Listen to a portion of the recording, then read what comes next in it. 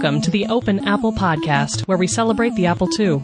Whether you're a longtime user, a nostalgic visitor, or a newcomer to the community, join us as we share news and memories of Steve Wozniak's most famous personal computer. Welcome to the Open Apple Podcast for September 2013. This is episode 30. Yes, we are the big 3-0. My name is Mike McGinnis, and with me as always is my co-host, Ken Gagney. Hi, Mike. How are you? I'm doing well, Ken. How are you? I'm fine, thank you. You know, it occurs to me that this is the first usual episode that we have done since KansasFest. Yeah, it's been a while. It's I'm feeling a little rusty here on the mic.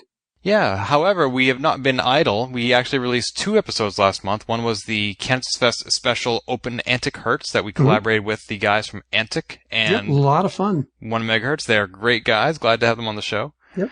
And we also released a very special interview with Steve Wozniak, which we also released in 2 formats. Video and audio. That's right, making our first foray into video podcasting. We apologize to anybody who was not expecting that 300 meg file in your iTunes feed, but we hope you enjoyed it. Well, we definitely had a lot of fun making it. Yeah, that was a remarkable experience. We actually got to sit in a room, just the 2 of us, with Steve Wozniak for like a half an hour.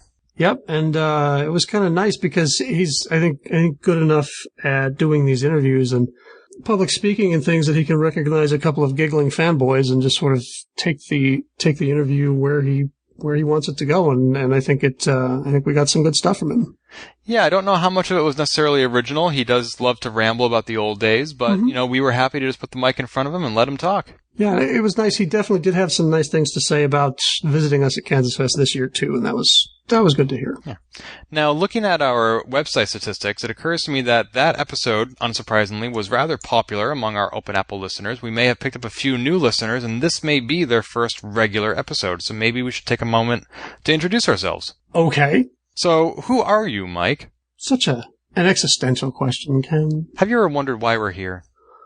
No, not that existential. So, Mike, tell us just very briefly, what's up with you? My name is obviously Mike McGinnis, as I said. I've been doing this podcast with you since the very beginning, back in February 2011. My experience with the Apple II, however, goes back all the way to 1981 with my very first Apple II Plus. And I've been with the machine. There was a gap in there of about 7 or 8 years when I was in the military. It's kind of hard to lug an Apple II around from duty station to duty station. Yeah, there was kind of a gap, and getting back into it late 90s or so was an interesting experience. My first KansasFest was in 2005. I had a wonderful time, and I've been back every year except 2008 because, well, I had to get married that year. Oh, is that when that happened? Yep, that's when that happened. And I also write the occasional article for a magazine you might have heard of, Ken, called Juice.gs. I'm familiar with it. Yeah, and in my spare time when I'm not taking apart my Apple II Plus and putting it back together again, I scan some documentation. You can find some of that stuff at apple2scans.net. So, Ken, tell me about you. Well, thank you, sir. That was an excellent summary. I will try to be as efficient and succinct. Why, thank you. My name is Ken Gagney. I came out around the same time as the Apple II itself, and I don't remember ever not having an Apple IIe growing up. We upgraded to the GS in '88, and I still have that machine to this day. I only ever upgraded to the Mac because I went to college, and they weren't teaching on an Apple II in the computer science department. I did run a BBS on my Apple II through the mid-90s, which I shut down when I went to college, which, after watching BBS the documentary, sounds like a pretty typical experience for quite a few sysops. Mm-hmm. I went to my first KansasFest in '98, and this year was my 16th consecutive K-Fest. It was my first time in 12 years not being on the K-Fest committee. I was happy to have served in that capacity for more than a decade. About 10 years ago, a little bit less than, I inherited the role of editor of Juice.gs, of which I was previously a staff member. It is the longest running and currently only print publication dedicated to the Apple II. And I'm happy to have seen it grow over the last decade. So you have heard of it? Only tangentially. I see. With you, Mike, I've been doing this podcast since February of 2011. It has been a blast, and I have my Apple II on my desk at my office at MIT, which is my day job. By night, I teach at Emerson College in Boston in the publishing department. I do some freelance writing for Computer World magazine and other assorted sundries here and there. But yeah, the Apple II has permeated almost every aspect of my life, whether it's podcasting, writing, publishing, teaching, event management. This has been where it all begins and where it continues to be. So I'm very grateful to be a member of this community, and I hope that our listeners, whether they are longtime users, nostalgic visitors, or the like, are happy to be here. And we hope that you get something out of this show, such as the latest news, reviews, interviews, and updates and how-tos. And if you're new to this podcast, obviously this is, like I said, episode number 30, which means that we have plenty of hours of Apple II entertainment that you can listen to. I would advise maybe skipping over the first 3 or 4 episodes. Those were kind of rough. We were still kind of trying to figure things out and try to put together a show that we thought people might like, and it sort of evolved into maybe a little bit smoother product than back then. They should be grateful that we never actually released our episode 0. Oof, yeah. That was a fun one. That was bad. Yeah. But as for where to find me online, you can just go to kengagney.com. That currently redirects to my about.me page, where you can find my Facebook, Twitter, Google+, Vimeo, YouTube. You may know me from that YouTube unboxing video of the Nintendo Wii U, which got over 1 million hits. And I have just pre-ordered both my PlayStation 4 and my Xbox One in a hope of replicating that success come this November. Yeah, you're a big console gaming celebrity now. Nobody has yet to recognize me and say, hey, I know those hands. I'm actually hardly as much a console gamer as I used to be. I was a member of the press in the electronic entertainment industry for the better half of a decade, going to the Electronic Entertainment Expo, and I've started dabbling in it again lately. I moderated a panel at PAX East this year, and I've written some game articles for PC World. And I have a YouTube channel now where you can watch me play video games, but I'm really not hardcore anymore. I have no interest in the PS4 or the Xbox One. I'm just going to buy them, unbox them, and probably flip them. You're quite the mercenary, Ken. Sorry, man. It's the way it is. Yep. So. But anyway, I think our introduction to this episode has been the most literal introduction we've ever had on the Open Apple Show. I think we should get to something more substantial now. I would like to thank Adafruit Industries for mentioning our Steve Wozniak interview. I think that certainly boosted the popularity among people who had never heard of us. Yeah, that mention came to us from JM Di Cristofaro, a.k.a. John Janier. We really appreciate it. It's always a pleasant surprise to find that somebody else has discovered our show. And we appreciate the hat tip. Yep, and we hope that you enjoy this show too. So let's get rolling. All right. Hi, I'm Randy Wigginton, and welcome to the Open Apple Podcast. Today we have on the show a friend to the entire Apple II community, courtesy KansasFest 2013, when he showed up and introduced himself and made waves, a gentleman I have been blogging about for years and never expected I would have the good fortune to meet face to face. None other than Mr. Charles Mangin, coming to us today all the way from North Carolina. Hi, Charles. Hey, Ken.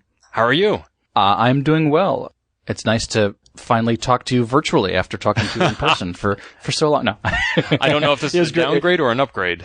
No, it was great to meet you at KansasFest. The conversation that we'd had and the emails and stuff back and forth over the years didn't quite prepare me for just how weird KansasFest was, and you personally. And you're comparing me to, say, Carrington, who's like the epitome of weird? Well, Carrington is the same on the various podcasts that he's on as he is in person. So he's always on, whereas in recorded media, you're a bit more professional than you are when you're in person. You're a bit more off the cuff. And there's our first blooper. What? That Ken is professional? Yes. That's no blooper. So, wow. Well, I don't know whether I should say thank you or screw you, so I'll just let that comment slide. Let's just say it's a compliment. I prefer people to be, more loose and open and have their. Is this what they call a backhanded compliment? I guess. Well, for what it's worth, Charles, having met you at KansasFest, you're not exactly right in the head either. No. Show's getting off to a grand start. So, Charles, tell us a little bit about your Apple II background. What is it that brings you to this wild hobby of ours? Well, I come to the Apple II sort of backwards.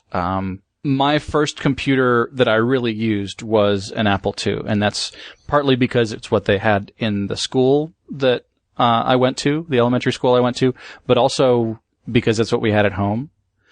My dad bought one to use AppleWorks, and I think it was VisiCalc that he was using for spreadsheets.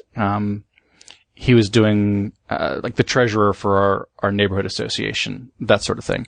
And he used all the business applications, and my brother and I used it to play games and learn how to program BASIC and write our reports and that sort of thing for many years. After, high school and college, I was using a Mac because I was in graphic design, and that was the logical choice. And so I was into Mac stuff, and I've always been a fan of vintage Macs, even as I sort of passed them by. I loved the look of the Mac Plus and the sort of simplicity of the SE and that kind of thing, even as I was getting into G3s and G4s and that sort of thing for work. So for a long time, my vintage hobby and vintage collection was Macs. Mostly little toaster Macs. I actually have a whole bookshelf built as, with the toaster Macs as the risers for the bookshelf, because I had so many, and I needed a shelf to store them on, but I didn't have one, so I built one. And then I was doing the projects that I think you originally sort of found out about through my website, the various Frankentosh projects where I take an old Mac and put it into an even older Mac. Mm-hmm. And, various, those sort of hardware things where I was taking one kind of computer, one kind of thing, and putting it in the enclosure of another. Sort of like the turducken of the Apple world. Yeah, some people compared it to the turducken, but I would need a third thing inside of the second thing to make it a turducken. It was more just a stealthy G4 inside a Mac Plus, that sort of thing. Gotcha. And a pair of Laser 128s came my way. The 2C clone, or 2C Plus clone, I guess, that I dug into. A friend of a friend kind of had them and said, "Hey, you're into Apple stuff, you can have these." And so I got a monitor, and I got a couple of applications through ADT Pro, and started playing more with the Apple II stuff. And I dug them, and I was like, I miss playing this stuff and doing this stuff with the Apple II, and that kind of got me into it again. So now I've gone even further back, before 1984. So I've got vintage Macs mingling with vintage Apple IIs. I mean, who knows? Maybe I'll go back further and get get an Altair or something if I get swept up in it. Now, you mentioned that you were in graphic design, but these hacks of yours make you sound more like a hardware guy. Well, I am a bit of a hardware guy in the sense that I like to cobble things together, but I still have a design sense, a design background in that it's all really well-designed Apple hardware. Let's just say that. I went to school for graphic design, yes. Being technically minded and a bit of a nerd to begin with, I was the guy that everyone asked to fix their computer when it broke, or install software, or, hey, can you get me a copy of this? I can't afford it. I'm a student, that kind of thing. So I was immediately the hacker amongst the designers. And I was doing website development before Netscape was a thing. And I was running Linux on my 8100 when nobody else knew what Linux was. And it was that sort of mix of, sort of left brain, right brain stuff that's always been my passion. And now it's software and hardware, and I'm doing more and more with soldering and designing my own boards and gluing things together with Arduino and, writing code at the same time as I'm, trying to make the circuit traces on this board look nice as well as function. So were you the guy in the Apple IIgs commercial who's drawing on the chalkboard with both hands? No. I wish I was that ambidextrous. No, I'm sorely lacking in the ambidextry department. I don't know how manual dexterity is not my thing. So tell me a bit more about these hacks. You mentioned putting a G4 inside like a Mac Classic, but you've done a couple that are that use Apple II hardware on the inside or the outside. I think primarily on the outside. Tell us a bit more about that. I think the first one I did was a Mac Mini, pretty much unmodified because it fits so nicely inside the shell of a Disk 2 drive. The only real difficult modification with that was getting the door, the little, for lack of a better term, the disk door that you open up to get the floppy out, to actually have a spring to it, because that whole mechanism is actually tied to I guess it's the centering disk or whatever, the spindle for the floppy. And of course that all has to go out if you're replacing the guts of the Disk 2 with a Mac. And so that was really the only challenging part. Otherwise, it's a 5-inch drive, and the Mac Mini is built around a 5-inch DVD drive. And so without its case, it fit in really nicely without a whole lot of extra work. Getting the optical drive slot to line up with the floppy slot was just a matter of shimming it up, a few millimeters. It was a really easy hack, and it turned out great because it looks just like a Disk 2 drive until you put a DVD in it and boot it up. These tendencies of yours to meld machines in ways that God never intended has motivated you to create hardware to actually facilitate further Frankensteins, which are the products that you're now selling. Right, exactly. That's a very good segue, a very professional segue. Well, I don't like to be off the cuff on such a rehearsed show such as this. Yes, the next project that I took on was a 2C. I think I got a couple of them off of eBay, and this one was the one that I decided to hack was in sort of less than ideal shape. The handle was missing. It had a couple of cracks in the case. I think it even had a couple of screws missing from the case. So, it had a good keyboard, and the case in general was in good shape so that it looked fairly complete. Obviously it was missing the handle, and if you looked at it closely, it looked like it was a little banged up, but that was okay because it makes it more authentic, right? So I took the keyboard and the shell from that and threw everything else into my giant bin of parts. Again, the Mac Mini is sort of my muse. It's small enough to fit into spaces where you think a computer can't fit in that. So many girlfriends have broken up with me when I say that.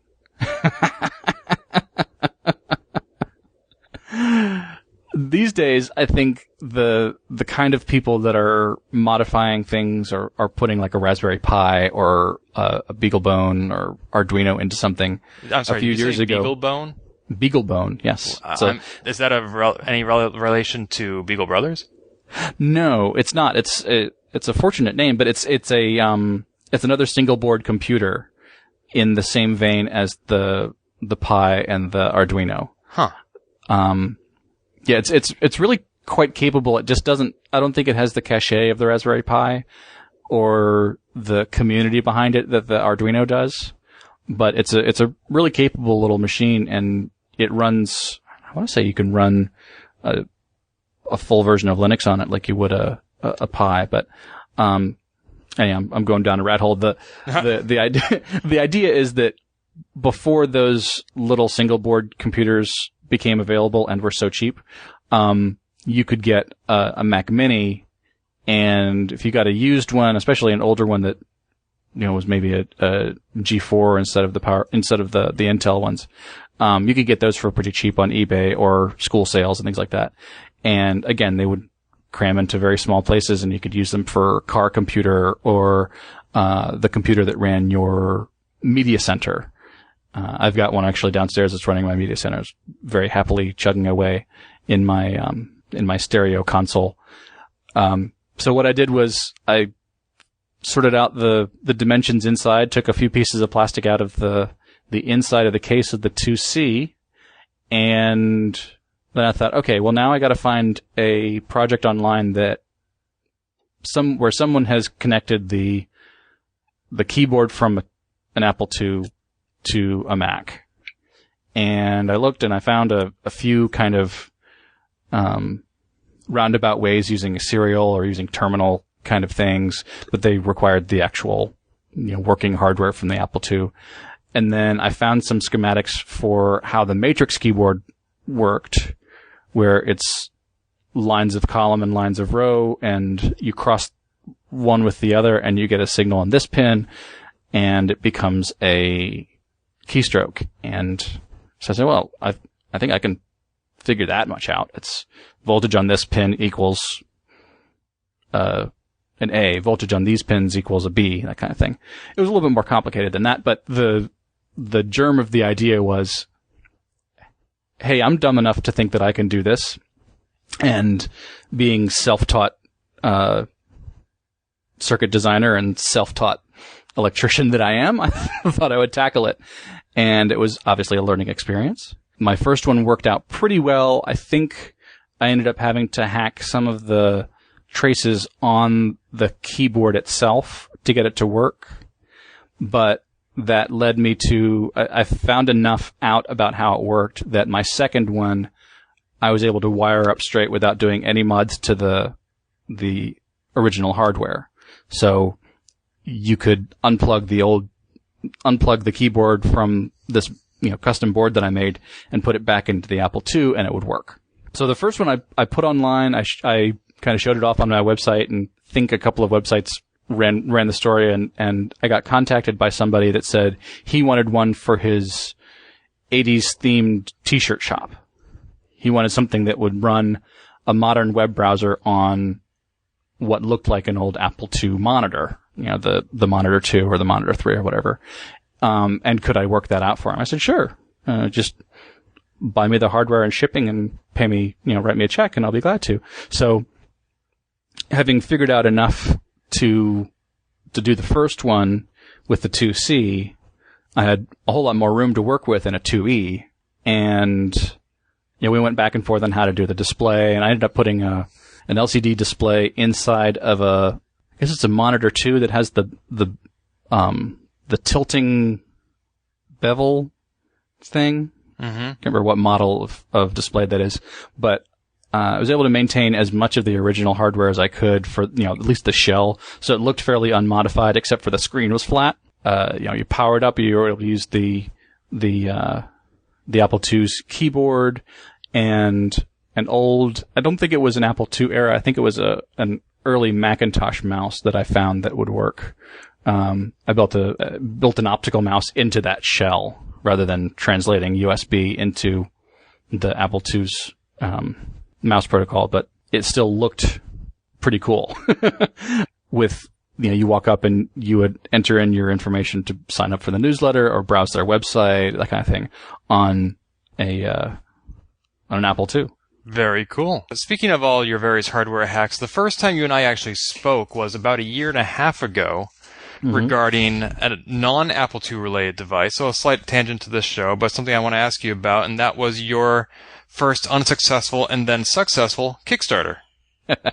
Yes. Tell us in brief about that. I can't remember if it was Randy or maybe it was Randy saying that Woz used to say, get it right the second time. That's true. At KansasFest. And that's something that I've kind of taken to heart myself. I always manage to screw things up at least once before I get it right. And so the pressure pen was my first attempt at crowdfunding and open source hardware and 3D printing and circuit design and a bunch of other things as well. Again, a lot of the things that I take on are mainly because I wanted to learn how to do it. And so I figured out a thing that I could learn and have a product at the end. Mm-hmm. In that case, it was a pressure-sensitive stylus for the iPad. Again, going to design school when I did, there were the first sort of generation of the Wacom pens that you could use to draw in Illustrator or Photoshop or Corel. Was it Corel or I forget what application it was. It was Painter. That used all the pressure sensitivity of the pen to make more realistic brushstrokes, as if you were really painting or really drawing with chalk or charcoal or whatever.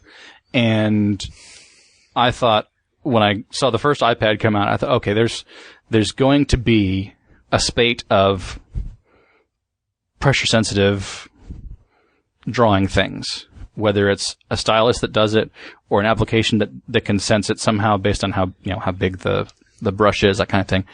And I waited and nothing ever came out from Griffin or from Adobe or anybody else. And so I thought, well, again, I was dumb enough to think that I could do it myself and smart enough to figure out a way that I might be able to do it myself.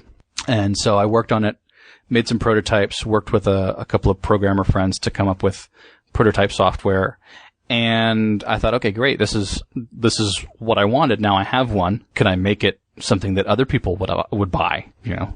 Not like I'm going to make enough money to retire, but at least sort of break even, I guess, on the investment that I'd made. So I went on Kickstarter and sort of shot for the moon. I think it was $60,000, either $50,000 or $60,000 was my budget for injection molding and a batch of 1,000 professionally made drawing software, painting software developed specifically for it, that sort of thing.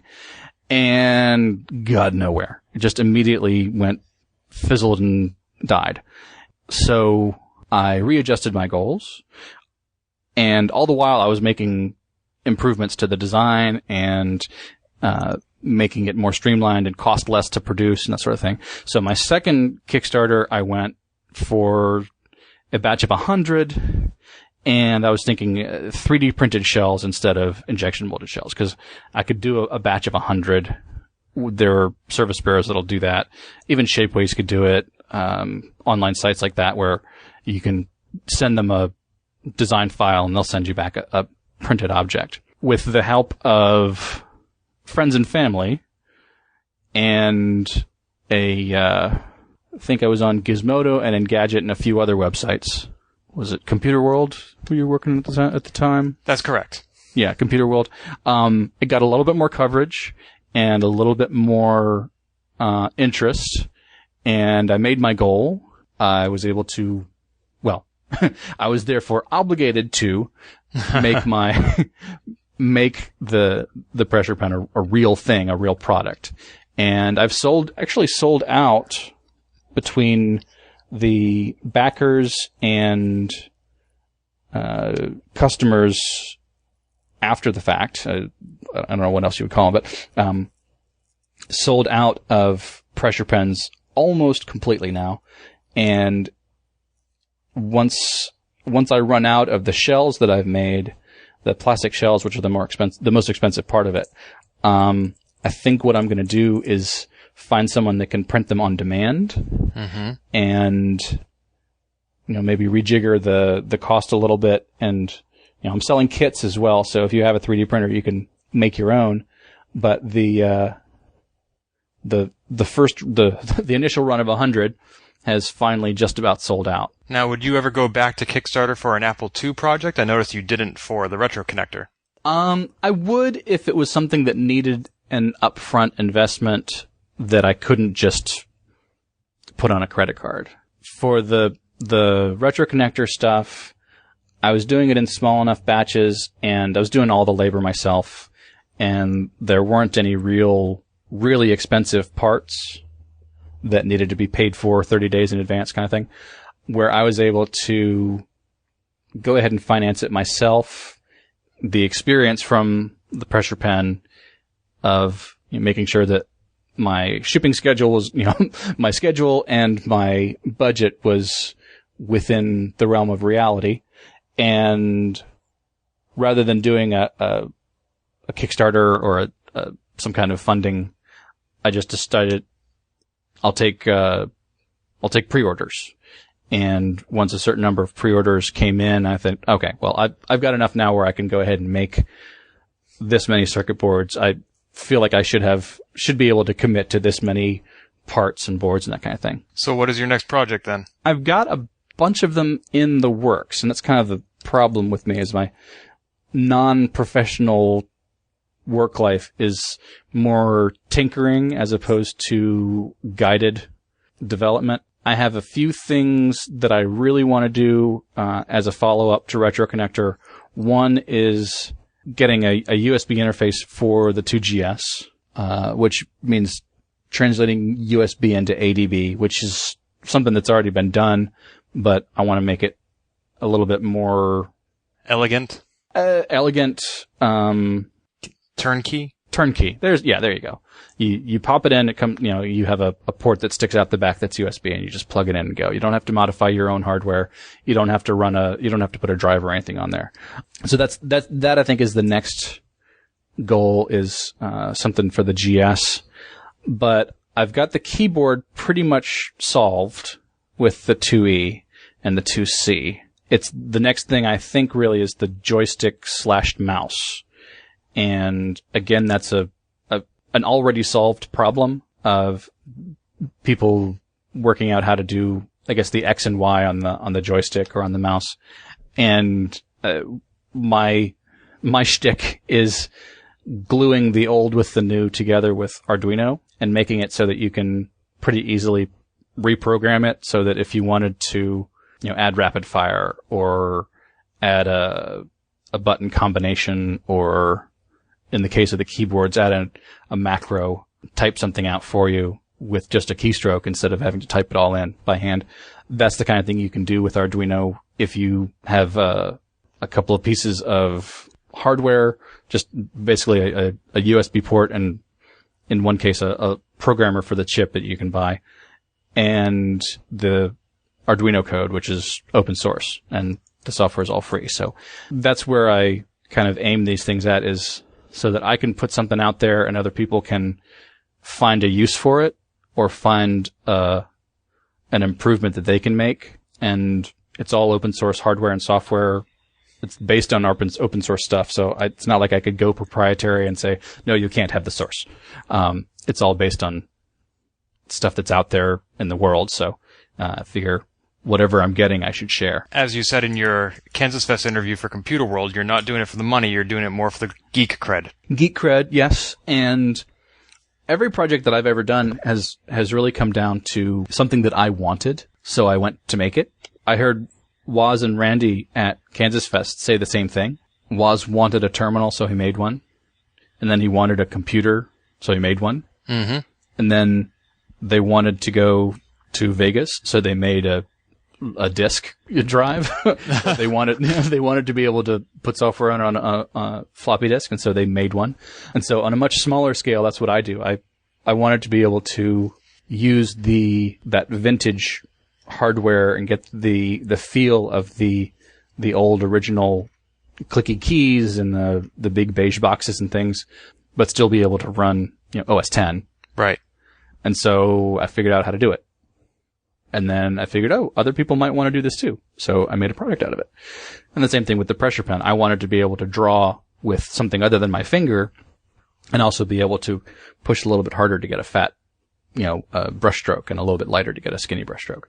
And that's where, the next thing's going to come in. I want to be able to hook up a mouse that I can get at Tiger Direct for, $5, rather than having to hunt down an Apple mouse that'll work with the 2E, so that I can use Mouse Paint, or I can play some of the joystick games and things like that are eluding me right now, because all I have is the keyboard working. Soon, my friend, soon.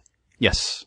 It always fascinates me to hear someone like you, Charles, talk about how you want to make a project and you just go and do it, because I've always sort of aspired to that, and I've never reached the level of knowledge, or probably mainly because I don't have the time or whatever. And so it's inspiring to hear people actually still able to go out and do that with Apple II hardware, because that's what leads us to things like the CFFA 3000 and your RetroConnector, and helps keep the community and the platform alive and interesting.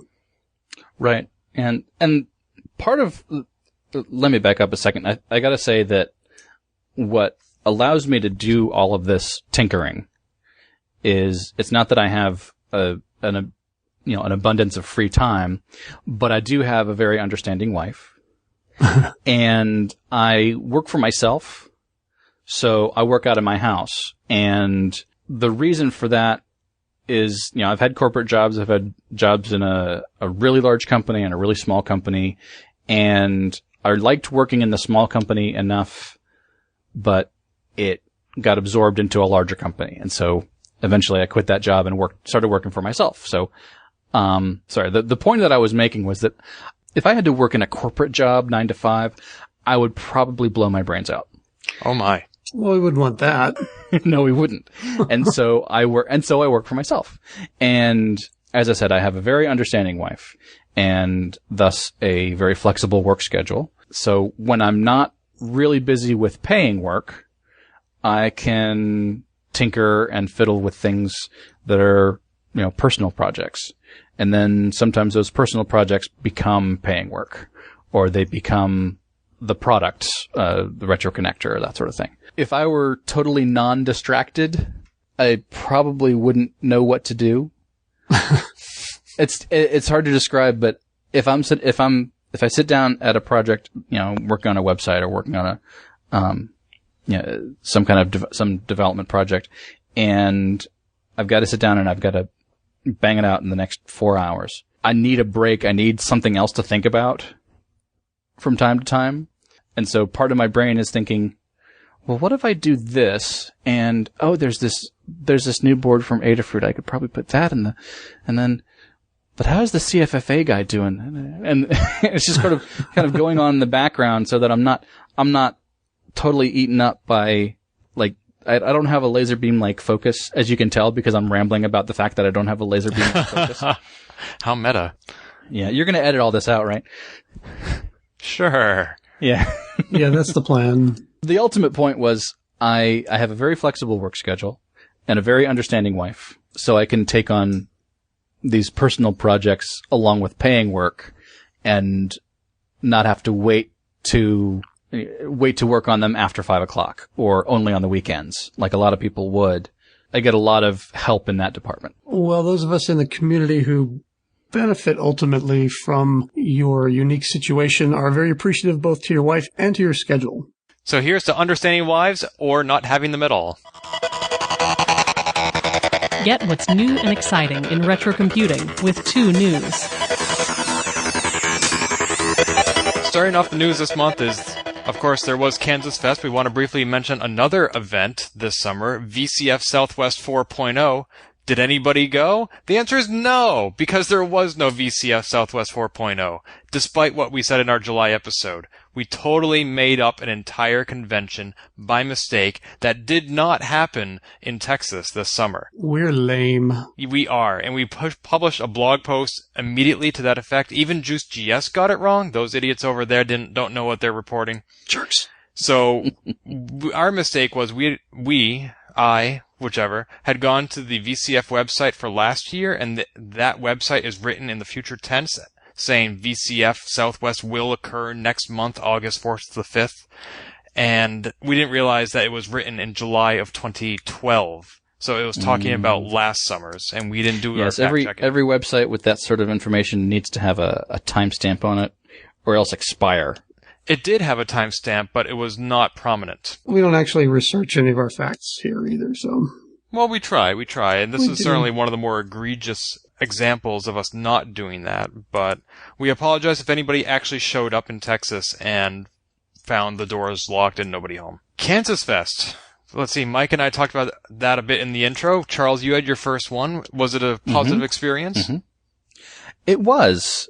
I have sort of mixed emotions now that it's over and look back on it, because I think that was the first one that I've been to, and it was pretty much everything that I was looking forward to. But I feel like if I go back to KansasFest next year and it's a little disappointing, it's going to be because I had such a great time this year.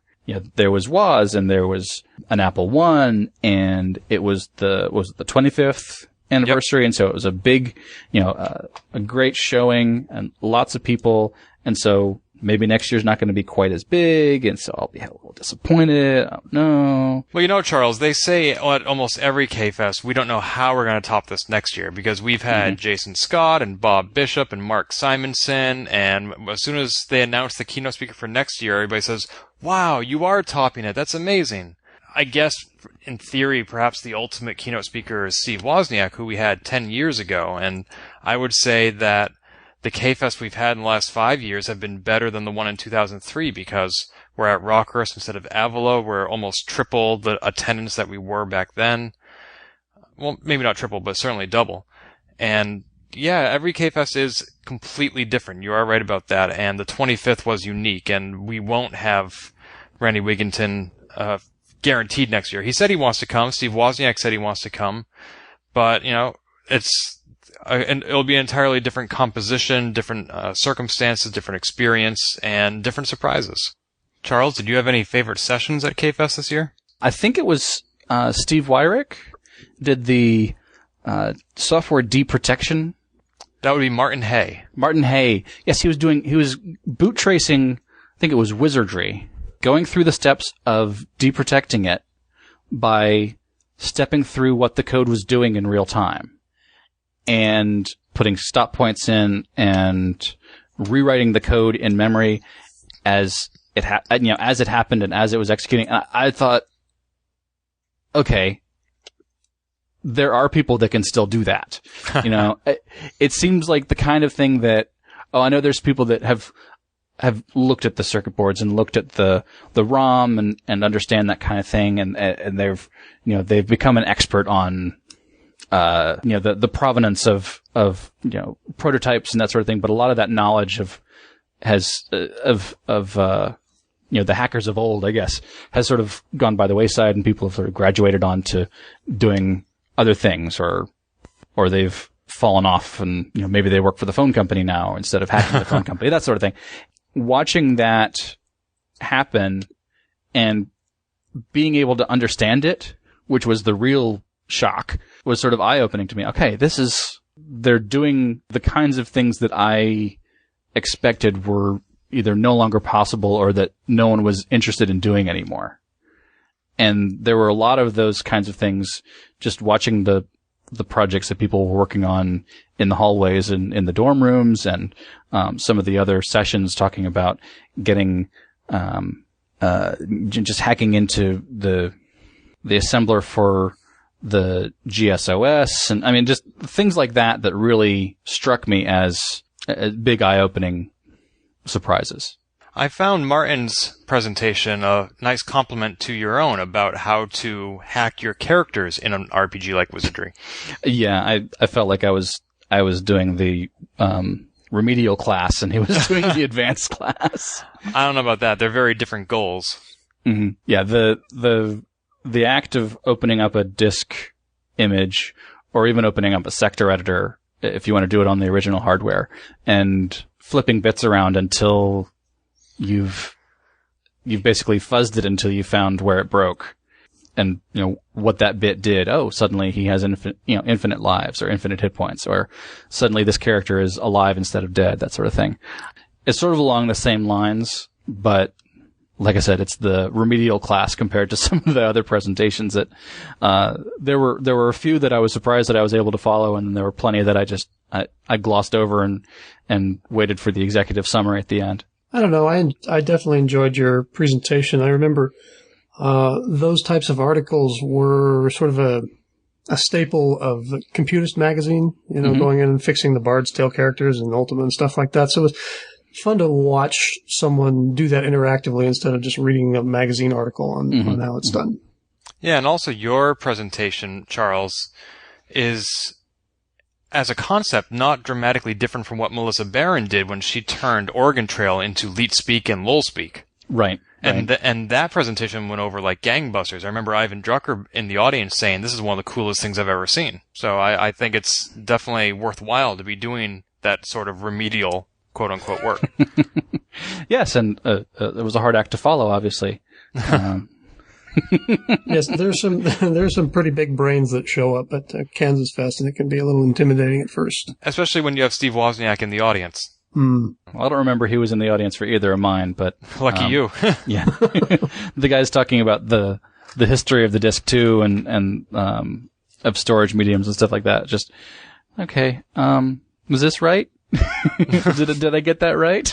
I was standing behind Steve and Randy when Tony was giving that Disk 2 drive presentation, and they were whispering back and forth, and I was just thinking, I wonder what they're saying.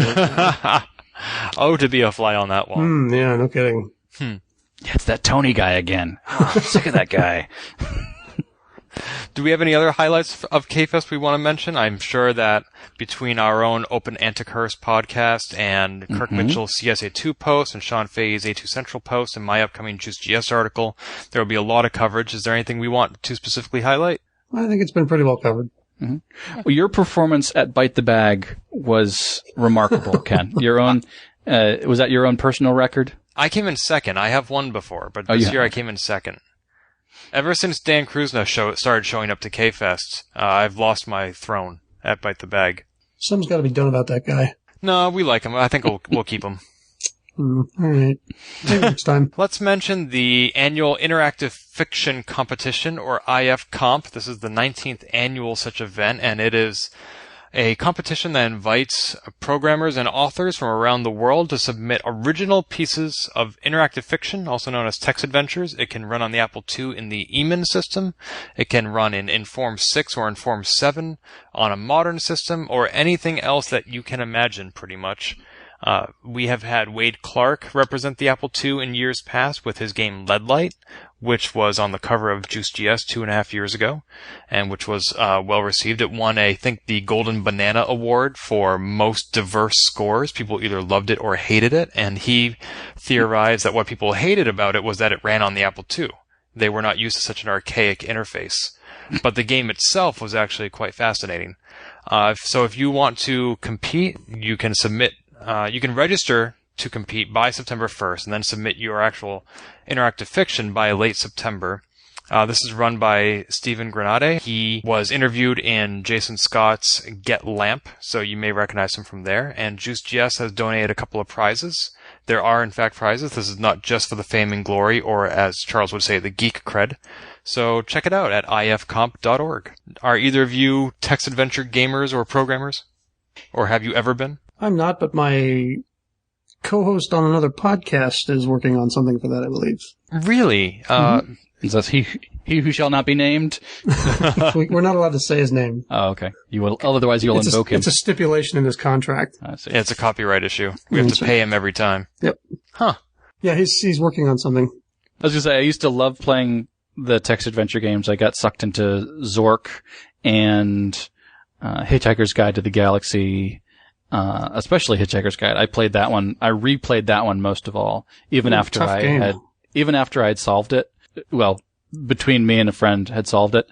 And isn't that cheating? No, it's collaborating. Collaboration is key. No, I agree. And those early games were especially keen for that, because not everybody would have the game, so you'd all have to go over to your friend's house and play it together. Right. Or he would do a save game, and then I would come over and he'd say, "Oh, I got to this place," and then we'd play for a little bit, and then I would take his save game and play it on my machine, and then I'd get a little bit further, I'd get lost or whatever, and say, "Okay, we got to go back to save number 5," and then solve this puzzle through this way, and then I'd find out that it was something that I should have waited to do until I had the lamp or the sword or what have you. We did that with Zork 1, 2, and 3, Hitchhiker's Guide, a few of the other Infocom games that escape me right now, but the Zork games especially were really frustrating to me. I loved playing the Zork games, and the Infocom games, all of them. The writing was really good, and the descriptions of objects and spaces really kind of made it a lot more. I don't know what it was about the writing in the Infocom games, but they were always a lot better than the other brand of games that I played. I was always terrible at those games, but I loved to play them. I would always find new and interesting ways to die, or to lose my inventory, or to get stuck in a maze, that kind of thing. That's one of the things I loved about Shadowgate. There were so many ways to die in that game, and they were all fascinating. I'm looking forward to the Kickstarter-funded remake that's coming out soon. But that's neither here nor there. I hadn't heard about that. Oh, yes. I will, well, apparently you don't follow the blog on which I've blogged about you, Charles. I do, but I have a lot of RSS feeds. Or listen to this podcast, because we've talked about it here, too. Oh, that's okay. I mean, hours upon hours of us droning on, I can imagine that people might zone out every now and then. Yep. All right. So yeah, IFComp. Yay. Mm-hmm. Let's talk about Mr. Steve Wozniak, who was not the keynote speaker at KFest this year. Let's see. Mike, I think you caught him being interviewed by The Verge. Yes, the geek culture website, I guess. The Verge. Well, that narrows it down. Yeah, no kidding. Interviewed Woz. He talks about the technology of the Newton and about his fascination with Tesla. And I guess he wanted one for his birthday, and I think now he's got one because he keeps posting that he's at various Tesla charging stations in California. And he talks about his thoughts on the original Mac and how maybe it wasn't the great machine that Jobs thought it was. Really? Yep. Well, he said a few times that the original Mac was a failure in the marketplace, and technologically it was very limited. So I don't think he's saying anything that he hasn't said before, but if you're interested, he's talking about that stuff. He's also not saying anything that's not true. Yeah. I think if it were up to him, it would have had 6 slots and have come with the schematics and been a lot more open operating system-wise. Well, that certainly represents the divide in philosophies between not only Woz and Jobs, but also, say, Jobs and Gates. Mm-hmm. One open versus closed. Well, Gates didn't really want everything open so much as he wanted everyone to be able to pay him what he was due. Everyone should be able to develop for this system and therefore pay me a pittance. I apologize if I just compared Steve Wozniak with Bill Gates. I would probably be caned and stoned and hanged for that in some parts of this country. Gates, I don't think, cared as much about open or closed as he did, like Charles said, just about, you pay your license fee and I'll open my whole system up for you and you can develop whatever you want. Whereas Apple didn't charge any licensing fees for all the things that went in those expansion slots. In the Apple II. Right. That all changed in the Mac.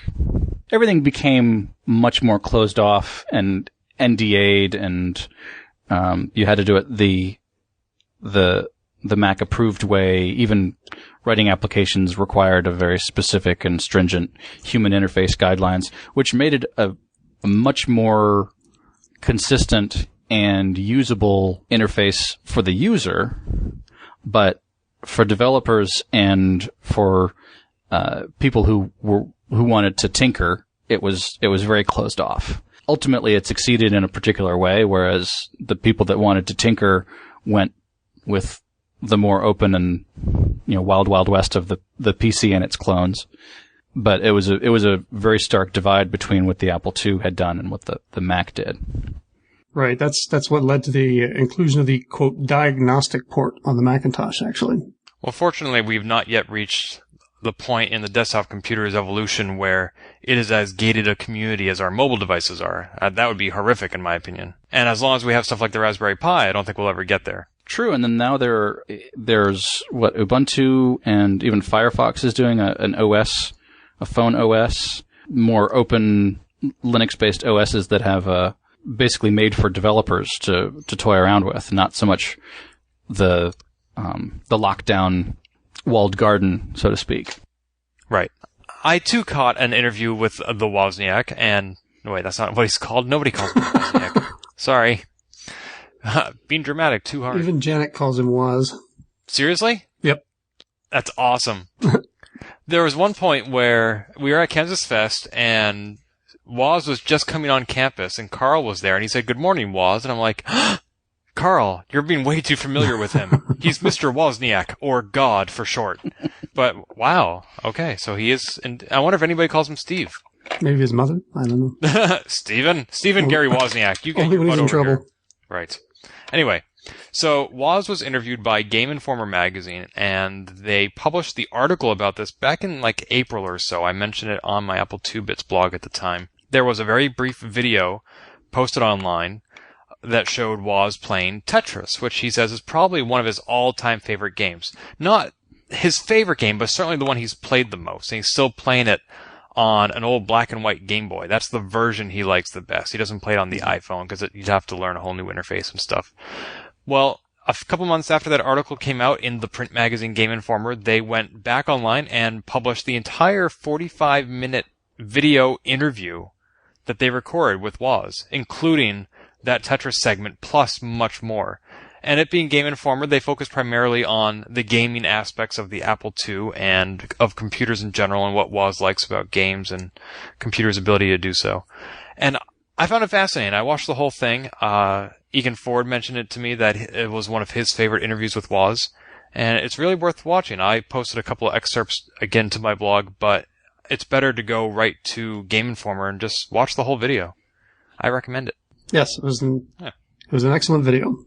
There will be a link in the show notes. Yep. Now, was Woz telling the story about how the Nintendo magazine made him stop sending in his scores for Tetris?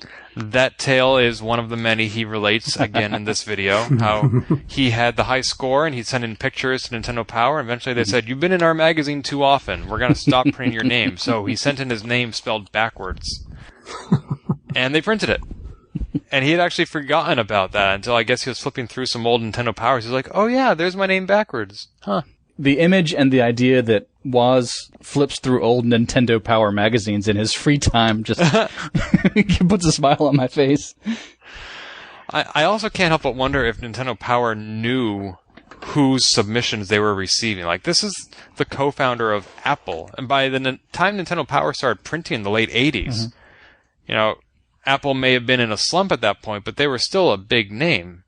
And so, how could you get this submission from Steve Wozniak and not say, "Oh my God, we have the co-founder of Apple wanting to appear in our magazine. We should capitalize on this. Maybe conduct an interview about how he invented Breakout or something." Oh, there's got to be more than one Steve Wozniak that plays the Nintendo. It's probably some 12-year-old that has the same name. Sure, because only kids play video games, right? Mm-hmm. Of course. There actually is some guy on Twitter named Steve Wozniak who is not the Woz, and he started replying to my tweets. Like, when I tweeted a link, "Watch this video of Steve Wozniak being interviewed by Game Informer," this other guy named Steve Wozniak replied to my tweet and said, "Game Informer never interviewed me." That's kind of funny. I'm like, could you be a more obvious troll? I ended up blocking him on Twitter because he was doing that to other people. I looked at his tweets, and he was doing it not just to me, but like he must have had an alert set up. Anytime somebody mentioned the Woz on Twitter, he replied, "That's not me. I never did that." I'm like, either he's a troll or he's paranoid or he's ignorant. I don't know which. Or he just got fed up with people sending him direct messages and stuff, asking him about stuff for Woz and thinking that he was Woz. People that share names with celebrities and happen to have a convenient Twitter handle that they get @replied and bombed with friend requests and stuff like that all the time. I'm sure it probably bothered him, and he just started acting out. Kind of like my coworker, Michael Bolton, you know? Yeah. That name was fine until that no-talent ass clown of a singer showed up. Anyway. What does PC load letter even mean? I do not know. But let's talk about the other co-founder of Apple, that being Mr. Steve Jobs, of course. He has been in the news a lot lately, and that is thanks primarily to Kelso from That 70s Show, played by the actor Ashton Kutcher, who has grown up and gone on to play Mr. Steve Jobs himself. The second trailer for the film came out about a month ago. There was a poster, which was very colorful, especially if you're familiar with the experience of being on LSD or acid. And finally, the film itself came out on August 16th to a limited release, earned about maybe $6 to $8 million in its opening weekend, which is probably more than it cost to make the film because there aren't any fancy special effects. This isn't Titanic. And let's see, I've seen the film, and I know a lot of Apple II enthusiasts who are refusing to see it due to the poor portrayal of Wozniak in the trailers. Woz played by the Book of Mormon Broadway star Josh Gad. Have either of you seen Jobs, the movie? I have not. I have not either. Are either of you going to? I am going to. I'll wait for Netflix. Exactly. So you both have I have a couple months head start on either of you. Mm-hmm. Yeah, it's not that I'm deeply offended because of its treatment of Woz or anything like that. It's not something that I feel the need to see in a theater, and so I'd rather see it at home. Mm-hmm. Right. I've read the Isaacson book. I've read Woz's book. I've read the stories on folklore.org, all those kinds of things over the years, and I feel like I know the stories from the people that lived them, and I feel like seeing the movie made from the book that the book I really liked, and now the movie is okay if I hadn't read the book. So the stories are going to be kind of wrong and overly dramatic, and the characters are going to be kind of, there's going to be several characters that are combined and a bunch of people that are left out, and I will know that because it's, like I said, it's like I've read the book before going to see the movie, and so the movie is just kind of lackluster in my eyes. Plus, the fact that Ashton Kutcher's acting is the best part of the movie for some of the reviews does not bode well for seeing the movie itself. So the controversy seems to be that Woz has said some honest things about, he shared his honest opinion about the movie, and Ashton Kutcher has, of course, has gotten back to him, and he's kind of hit back at Woz, saying, well, you're saying these things because you're paid to consult on the other Jobs movie, and that's why you're saying this. Mm-hmm. And so it's gotten, there's been some articles back and forth, and actually I was browsing Woz's Facebook page earlier today about this very topic. There's a thread, or I don't really know what you call it on Facebook, started by a woman named Erin Elizabeth. She's a very pink person if you look at her pictures. But she'd mentioned something about him having been on Piers Morgan earlier this month, and the conversation quickly went to the movie. And he had some rather direct things to say about the film. So he's, I guess, not done talking about it. Mm-hmm. Well, the complaint, the retort that, you're being paid to consult on that other movie, rings a little hollow to me, because shouldn't he have also been paid to consult on the Ashton Kutcher movie? Well, so theoretically, that would have been a conflict of interest if he had been paid by both producers. I suppose a conflict of interest, but it's not like they're, I suppose they're competing directly in the marketplace, as they're both biopics about Steve Jobs, but they didn't open on the same weekend. They weren't, I think they're aimed at different markets, honestly, but the fact that a living person who appears prominently in the film was not consulted on the film seems like an oversight, or maybe a slight to his involvement in the story that takes part over a big chunk of his life, an important part of his life.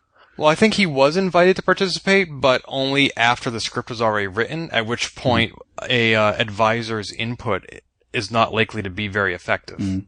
And it's also possible that there was some, I can't contribute because I'm already contributing to the Aaron Sorkin one.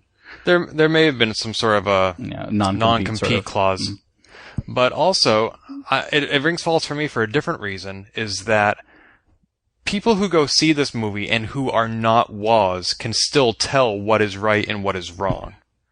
And so you don't necessarily need to go right to the source, because he's written books and given interviews on these topics already. So what could he possibly have to say that's new now? Woz actually addresses these issues in that very thread. Somebody asked him why he didn't consult on this, and he said, I got the text here in front of me, they already had a lousy script written. If you're presented with a lousy painting, do you touch it up or start with a fresh canvas? Sony asked me to consult before they wrote their script. Well, at first, I actually favored the Jobs movie, but when I saw the completed script that was awful, there was no choice left. Mm-hmm. And then he goes on and talks about what a lousy job Ashton did, and makes comments about Jobs' success and how his only success was the Apple II. And seems kind of bitter. I don't think he appreciates the negative light in which both Kutcher and the film is casting him. Yeah. Wait, whose only success was the Apple II? Jobs. His only success at Apple... I would definitely beg to differ. He says his only success at Apple before his return, and his only success in computers, was my Apple II. I'll give him that with an asterisk. Citation needed. And in fact, his comments talked John Romero out of seeing the movie. Wow. Thanks for your comments, Woz. I've always been a huge fan of what you and Jobs did, and it was your comments that made me decide against seeing this movie. I hope someone is able to accurately portray the history of Apple on film one day. I would love to be able to watch something more true to life. Well, Romero would certainly not like the way he's represented in this film. Oh, it's just awful. Is he represented in the film? No, he's not. Oh. Which is why, why would you go see a movie that you're not in? So. I mean, that seminal moment where Quake... No, wait a minute. They get Quake to run in an Apple II? I do want to offer one clarification. This is technically not... Charles, you had mentioned, why would you see the movie when you've already read the book? Mm-hmm. And there is the other movie that Woz is consulting on technically is the movie adaptation of the Walter Isaacson book. I'm not saying, I'm not saying that it is the movie. I'm just saying metaphorically. It's the same story. Yeah. Right. But metaphorically, I read the books of Hitchhiker's Guide to the Galaxy, for instance, and loved them and reread them. And then when the movie came out, with Martin Freeman, I thought, he'll be a great Arthur Dent, and some of the casting and stuff and some of the previews, I love the design of it, I love the look of it, but I went to see the movie and I was like, oh, they got that wrong. Or, oh, they rewrote this part to make it more cinematic, and so I was tearing it apart as a fan of the book and the fan of the story, as opposed to coming to it fresh to see the movie. Gotcha. And so I feel like the same kind of thing happens with biopics of people that I know a good bit about. Mm-hmm. I couldn't tell you how accurate the story of Ray Charles is. I'm a fan of his music, but I didn't know anything about his life until I saw the movie. Right. So you can just accept it as I could accept it as a great movie, a great story, a work of fiction, even though it's based in reality. Yeah. Actually, you bring up a good point. When I was walking out of the Steve Jobs film, I asked my friend who I was with, I wonder what it would be like to see this film and having never heard of Apple or knowing anything about it. Like, if this was a work of fiction, would it tell a good tale, or do you need to have that background to appreciate the movie? And I don't know. I don't know that anybody can know. I did know people in college. I was telling them about my Apple hobby, my Mac hobby. I said, "Oh, it's too bad Apple's out of business." What? Or it's too bad that didn't Microsoft buy them? Oh, that kind of thing. It's like, okay, you're obviously not. You're paying attention, but you're not paying attention. Yes. So yes, Apple might have been doomed in the late 90s, but they did not go out of business. They continued to make things. So there were plenty of people in the late 90s that thought, oh, Apple has gone out of business, or Apple is now owned by Microsoft. So I'm sure there are plenty of people that go to the Jobs movie that had no idea about any of those stories, and so they were thoroughly entertained. Well, I had posited on my blog that even if this film does a poor job representing Woz, isn't it still better than people not even know Woz existed? A lot of people think Steve Jobs was the sole founder of Apple. Mm-hmm. And even as I wrote this, I didn't really believe it. I just wanted to throw it out there and see what people said. And Eric Rucker wrote back and said, no, this is not good. We want people to get their facts straight. And spreading misinformation is never a good thing.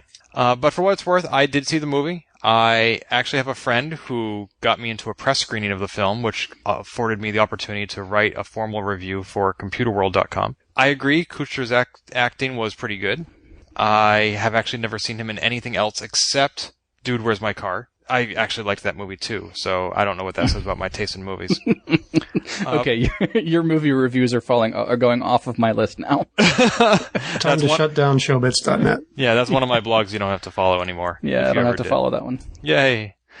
But there was plenty wrong with the film. The soundtrack was overbearing. The script consisted primarily of monologues. There was not the kind of snappy dialogue that you expect from an Aaron Sorkin film, which is what the next film is going to be. Mm-hmm. That's the one I'm really looking forward to actually sitting and concentrating on watching, because of the dialogue and the walk and talks kind of things that I've gotten so used to with his TV and other movies. Yeah.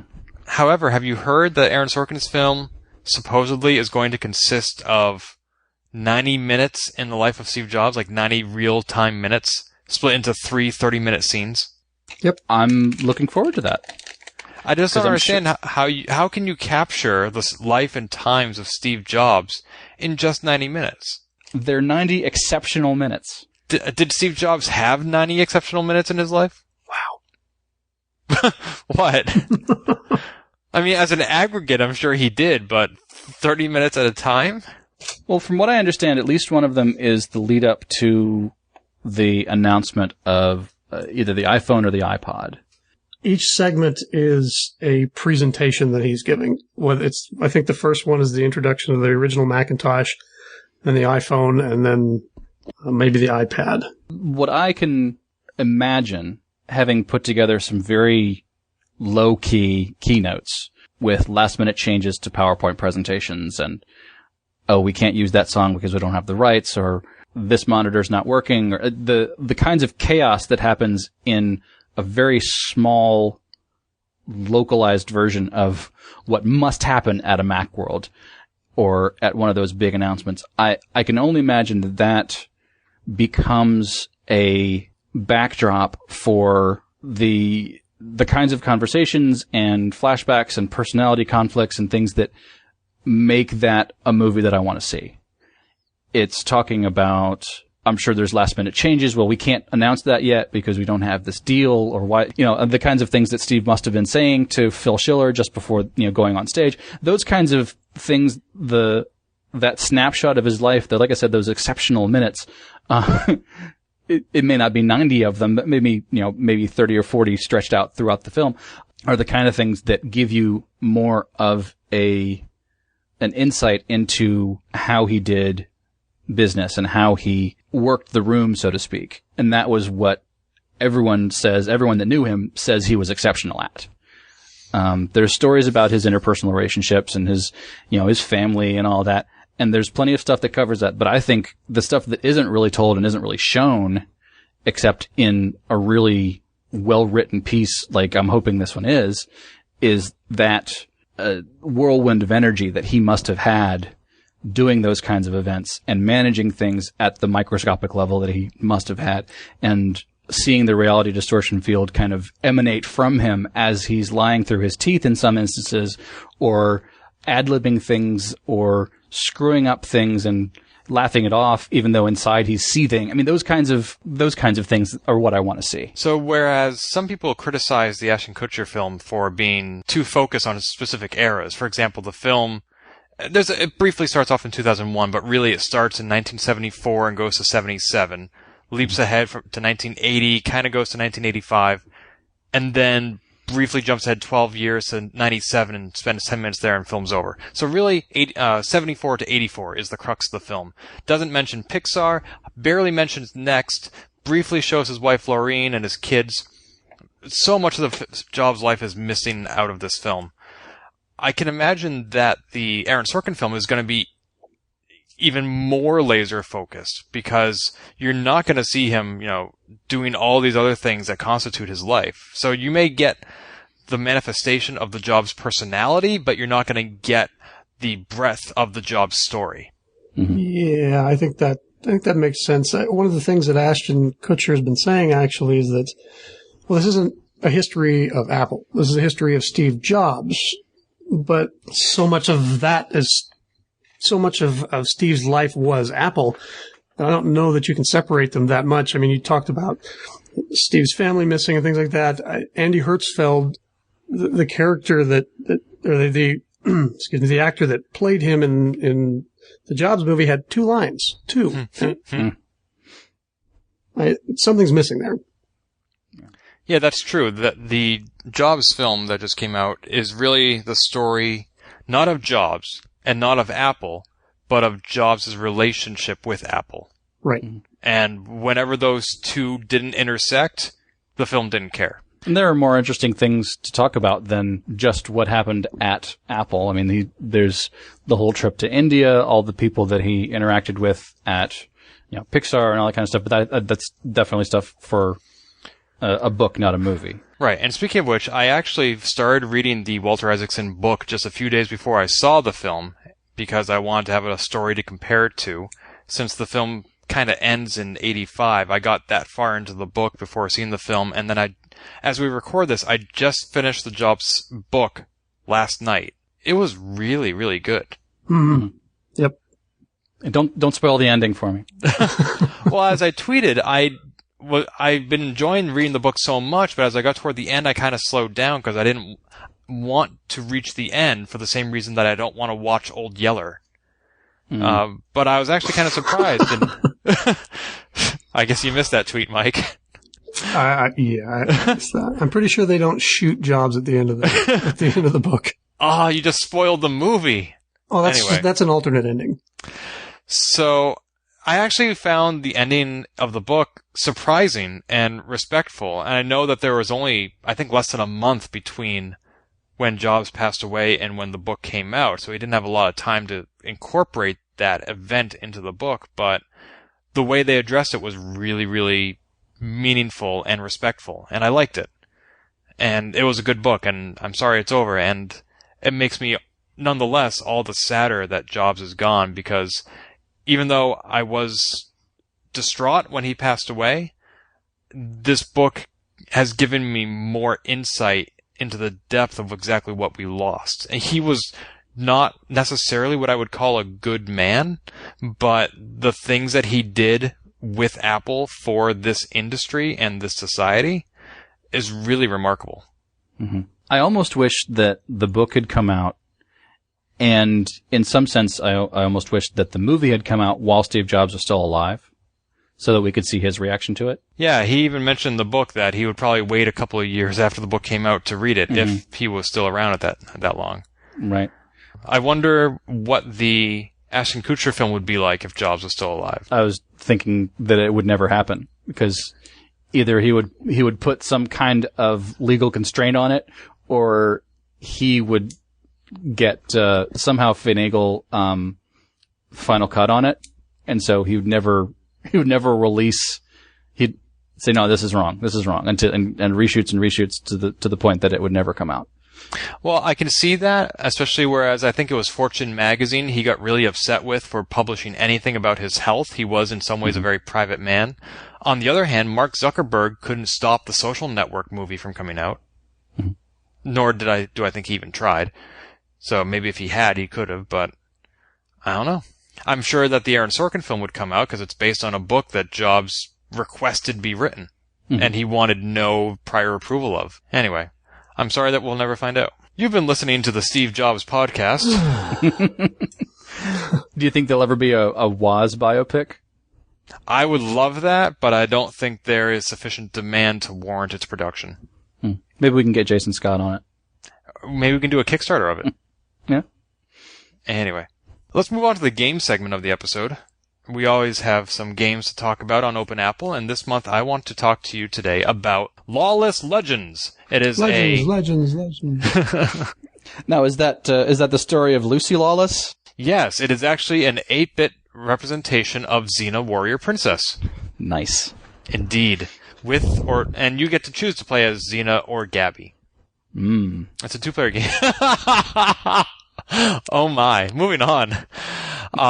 Lawless Legends is an 8-bit RPG made in the style of Wasteland or Ultima, set in the Old West, being written for the Apple II and, as I just recently realized, the Commodore 64, by a team of programmers headed by Seth Sternberger, aka chiptune artist 8-Bit Weapon, and including Brendan Robert, Martin Hay, Antoine Vignal, and as far as I know, that is the current roster, but they are expanding and looking for more team members. They have a Facebook page which just went live near the end of August, but the game made its official debut at KansasFest. Martin Hay was doing his session on deprotecting, and he started off the session by saying, one more thing. I don't think he understands how that's supposed to work. It goes at the end. But he started off his session by saying, oh, here's this game that we're working on, and it's amazing. And they're producing some really neat cross-platform and collaboration tools to get this game written. I don't know off the top of my head when it is scheduled to come out. I will look that up on Facebook while we're chatting. But I definitely recommend following it. They have more likers on Facebook than JuiceGS does right now. Darn them. And this is going to be pretty cool. A brand new RPG. I don't know if it's going to be commercial or what, but I don't see a release date scheduled right now. And the code, I guess, is on GitHub, so perhaps it'll be open source and free. Then that's what interests me, is the idea that it's not just this game, but follow-ups and add-ons that can come out of it. Yeah, it's nice that they're obviously not doing this just for a quick buck or even in the long term for any money. They really want to further these platforms, and they're doing it for the love of the game, so to speak. It's been a long time since I've played a computer role-playing game. I think the only time I ever have has been on the Apple II, probably the Magic Candle. I actually played Ultima and Wizardry on my 8-bit Nintendo, not the Apple II. I doubt that we're going to see this game ported to Xbox One or PS4, as friendly as those platforms are to indie developers. I really think you need to be using something like Unity, not a 6502 assembler. But, yeah, the Lawless Legends will be fantastic, and I'm looking forward to getting my hands on it. So Lawless Legends is coming out. Something that isn't, or probably not, is the history of Sierra Online in documentary form. This is a Kickstarter that recently ended. Let me pull up the actual Kickstarter. They were looking for $125,000 by August 5th, and they got about a fifth of that, about $28,000 and change. And this is actually their second Kickstarter. They did one about a year ago for even less than that, and they failed at that. So I don't know why they said, oh, let's go back and raise more money. I mean, Charles, even you know not to do that. So these guys were doing a documentary called Heroes, the History of Sierra Online. And in the time between the first and second Kickstarter, it looks like they actually conducted their interviews and the film is shot and they just need to edit it and produce it. Mm-hmm. I really shouldn't use the word just when I say that, because that is a vast undertaking that requires more than just iMovie. You need a lot of resources and a lot of skill and a lot of time to put together a film that you've already shot. So I'm not undermining the vastness of their task, but still, I think they were a little bit ambitious. Nonetheless, when I saw that the Kickstarter was about to end and fail, I threw in my $30 for a Blu-ray copy of the film, primarily because I knew I wouldn't get it. I had cautioned backing this film because there wasn't a lot of personality to the trailer. You really don't know much about the people who are making the film, and I'd like to know who those people are.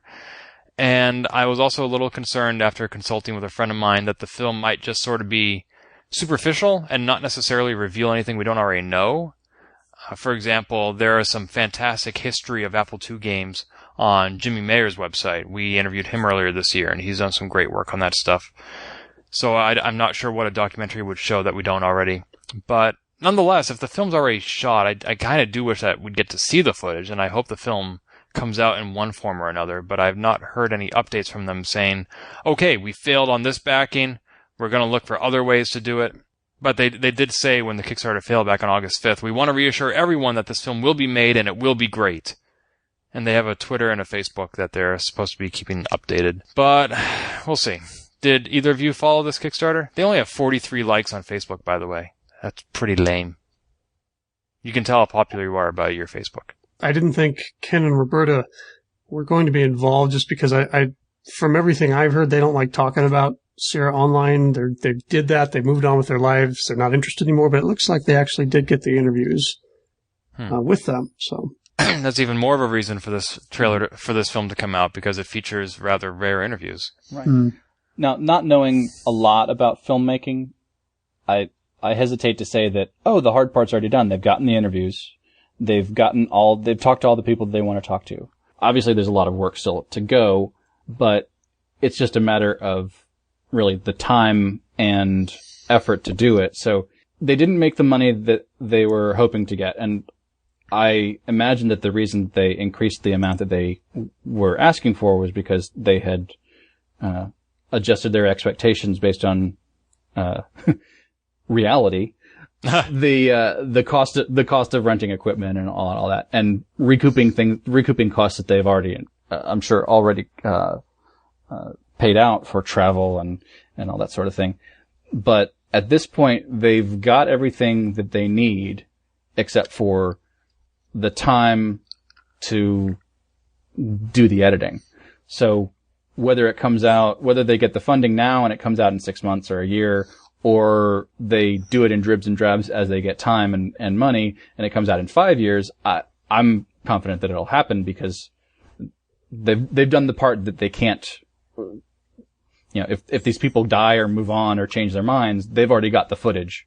So they've got the part that they needed to get. Okay, so this next statement here is directed to Jason Scott, since I know he's listening to this. You can go ahead and write directly to Charles about everything that you disagree with what he just said.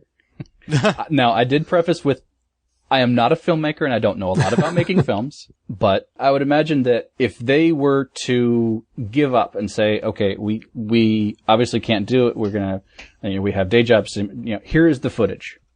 Someone else could do it. Oh yeah. No, I was just sort of being playful with you. But you're right. In fact, here we go to the Jason Scott segment. If they were to just get in contact with him, even if he probably doesn't have time to edit that stuff himself. And in fact, I think he's written a couple of blog posts about that. I'm quite certain that he could put them in contact with people who can and would be willing to do it for a significantly less amount of money. Well, but those people would still require money to do it. Yeah, maybe. That's probably their day jobs to do that sort of thing. Maybe. Yeah. Yeah, I don't remember what film it was, but I do recall that there was a documentary that Jason Scott did end up editing. Yeah, Cardboard? Besides that, there was Lorien Green's Going Cardboard documentary all about board games, but I think that there was another one that was like about hacker spaces, maybe, that Jason Scott got involved with because that was the only way it was going to get done. Jason and people like him are able to make this happen. There's nobody like Jason. Well, that's true. But that reminds me of another documentary called 8-Bit Generation, which was supposed to come out about a year and a half ago. Yeah, whatever happened to that? Well, that's a great question. Jason did a blog post about that, saying that, it was all set, it was ready to go, it looked gorgeous, and then the producers just disappeared and never released any product or even any footage other than the trailers. That's disappointing. It's very disappointing. Jason is disappointed because it looked like it was going to be good, and some of these interviews are with hard-to-reach people or people who are no longer with us, and now it's just gone.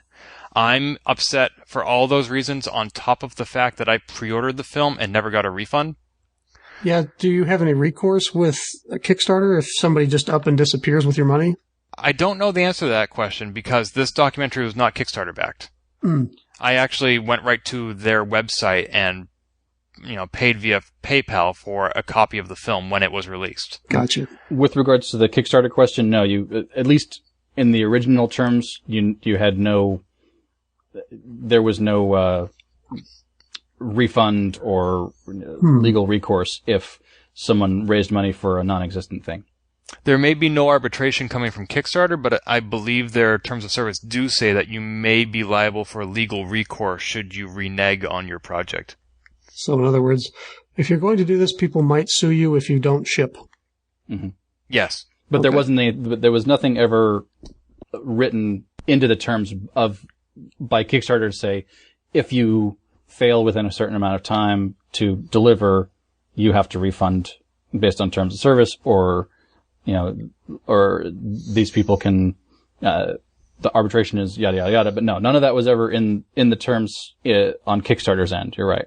The individuals may be able to pursue legal action, but not, through Kickstarter.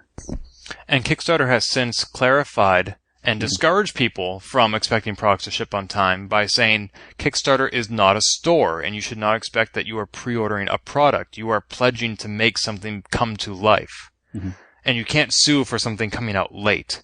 Right. If a guy actually takes your money and runs away, then yeah. Like you pre-ordering a movie through their website with the expectation that you'd get a movie at the end that suddenly they took your money and ran.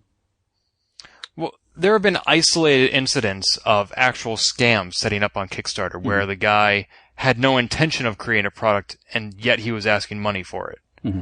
And those projects... I was trying to get back to was it 8-Bit Generation? Oh, yeah. Well, I'm sure you're not the only one that pre-ordered and was wondering where their DVDs are. I'm told some people got refunds, but for some reason I didn't, and I'm getting no responses from the director, Tommaso Walliser, and PayPal can't do anything because the pre-order was so long ago. Right. In fact, there's an article on Mashable about how the biggest scam in Kickstarter history almost works, and it goes into detail about how that sort of thing works and what happens to your money. Yeah, fortunately they caught Charles in time. Mm-hmm. I never present anything until I have a prototype that's working.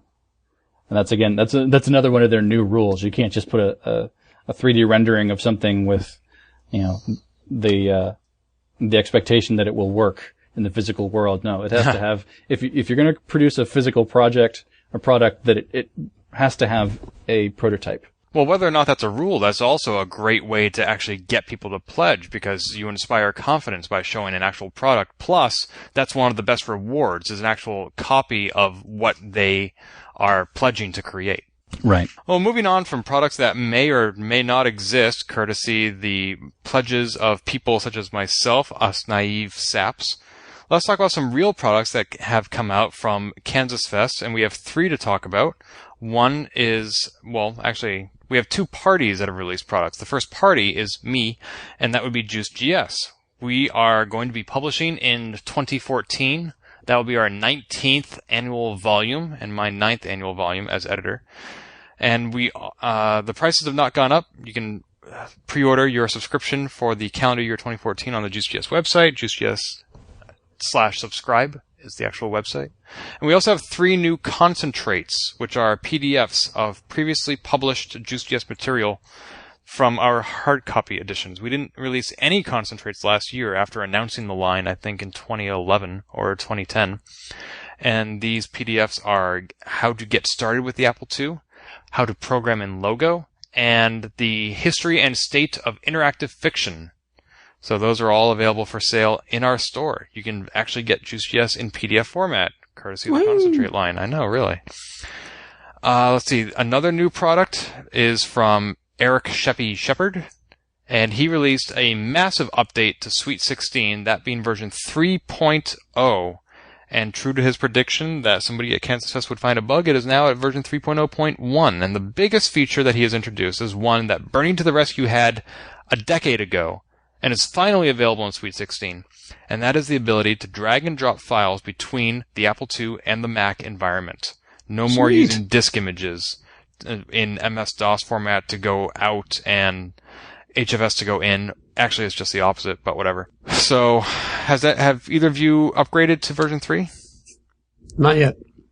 No, I really have stayed away from the GS because I never had one when I was growing up, so I'm not terribly familiar with it. Maybe as I delve more into the hardware, I'll learn a little bit more about the software and want to do more in emulation. But the GS is just too new for me.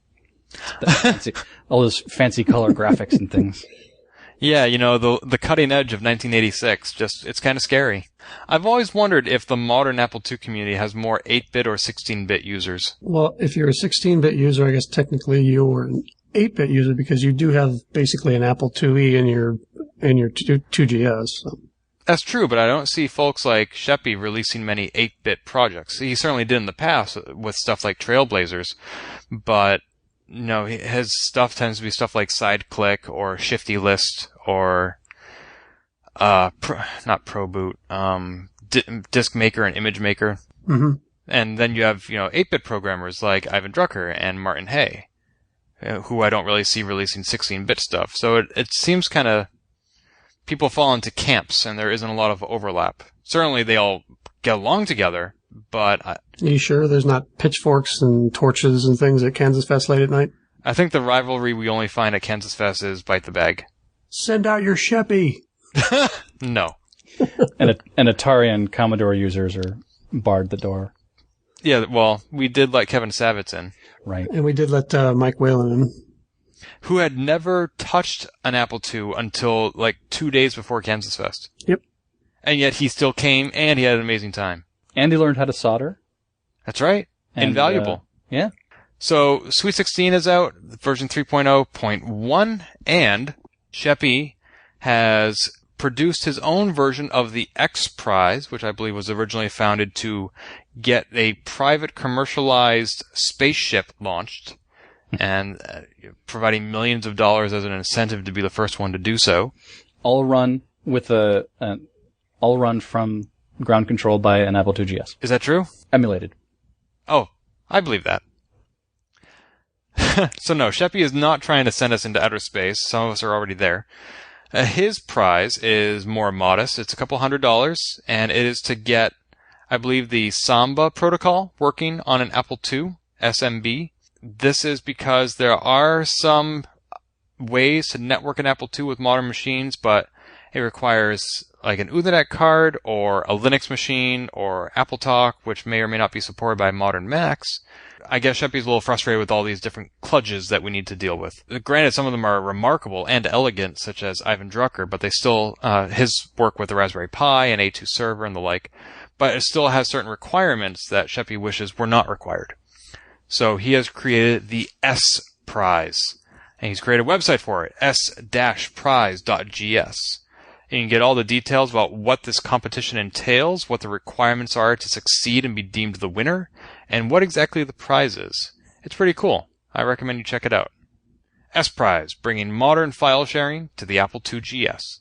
Anybody here going to undertake it? Not me. Nor I. No. If I can't do it with an Arduino and a serial port, it's probably beyond my expertise. Well, we are happy to be supporting you, Sheppy, in every way that we can't. Sorry. Absolutely. I'll pitch in a couple of bucks to the pot, I guess, or to the pool. The pool. Sure. Well, that's good of you. I don't know. Let me check this website. Is he actively soliciting? Yeah, it says pledge now. There's an entire page just for that. Wow. I totally misspoke when I said it was a couple $100. It's currently up to $1,800. Almost $2,000. And he has a pledge list of people who are supporting this so far. And it's several dozen names. Devin Reed, Andrew Malloy, Dagan Brock, Wayne Arthurton, David Schmidt, Eric Rucker. Wow. And it even lists their amount, so you can tell who's rich and who's not. Huh. So anyway, yeah, check it out. If you want to, you can contribute in a variety of ways. And, maybe I'll have to dig into my wallet and see if I can find anything. Cool. And there were other announcements from KansasFest, but as we said, most of them have already been announced elsewhere, and we don't want to OD you, but those are some of the things that are significant or which have come out since KFest. Let's move on to something that went out, that being Louis Kornfeld.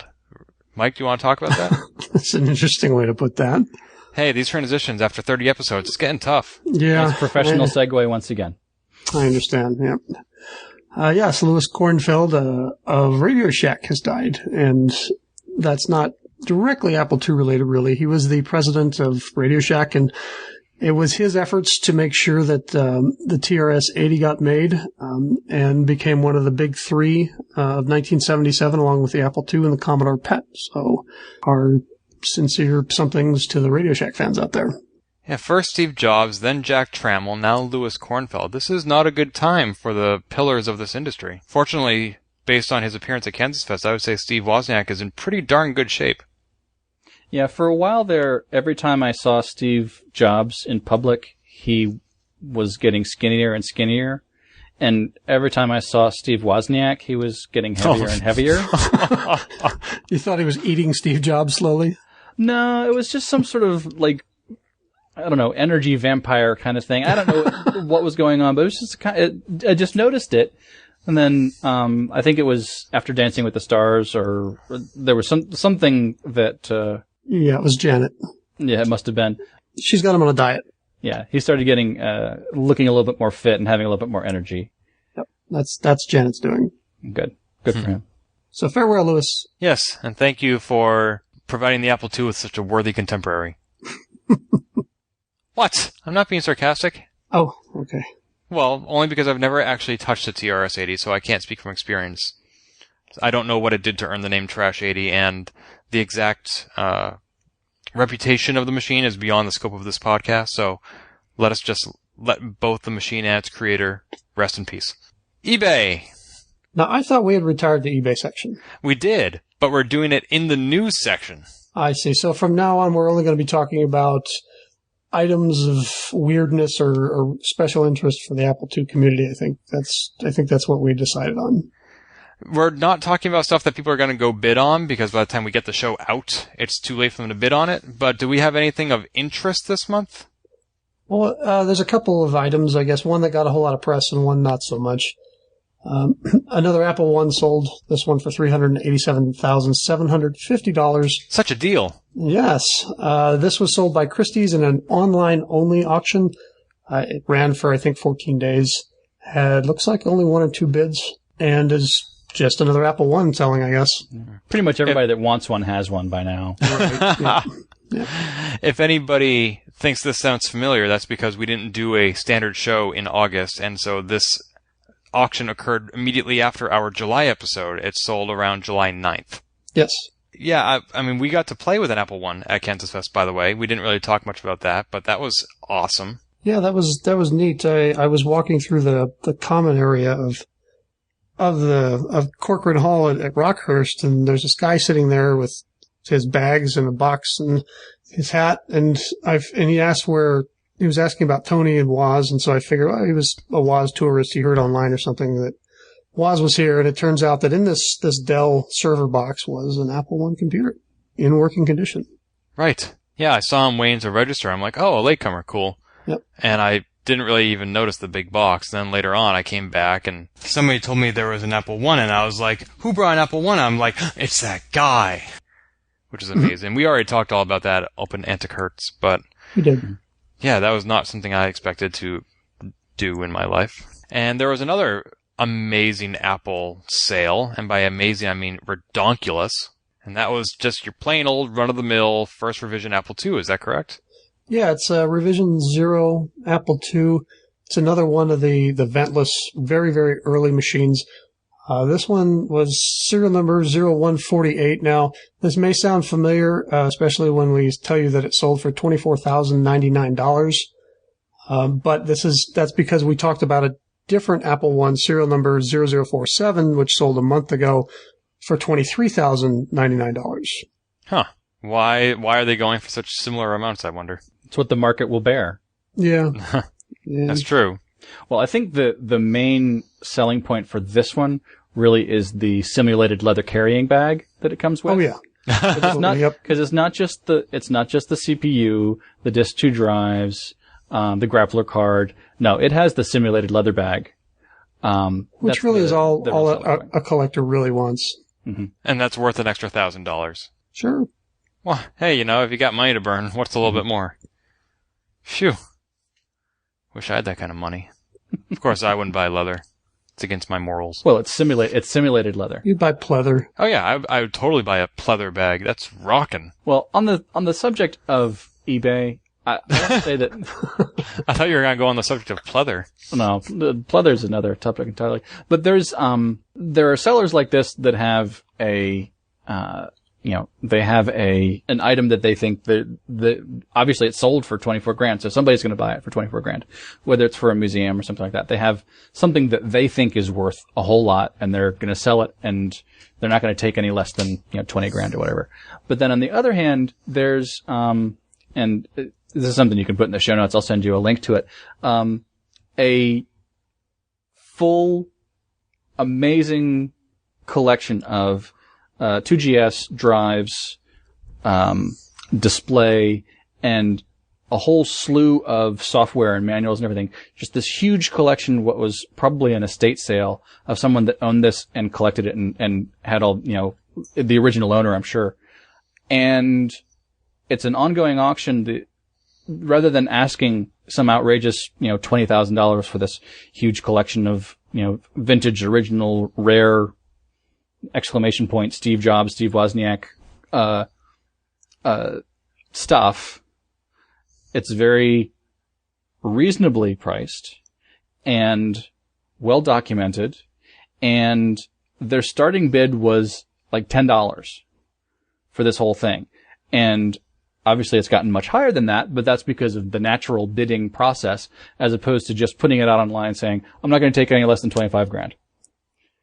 Well, I agree with you, but I will say that this Apple II was actually listed with a starting price of $50.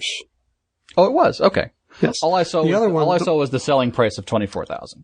Yeah, the one that we talked about last month had a starting price of $1,000, which is probably a little high. Okay. But this one, starting price of $50, and it went right up into the thousands of dollars. Stratosphere. Okay.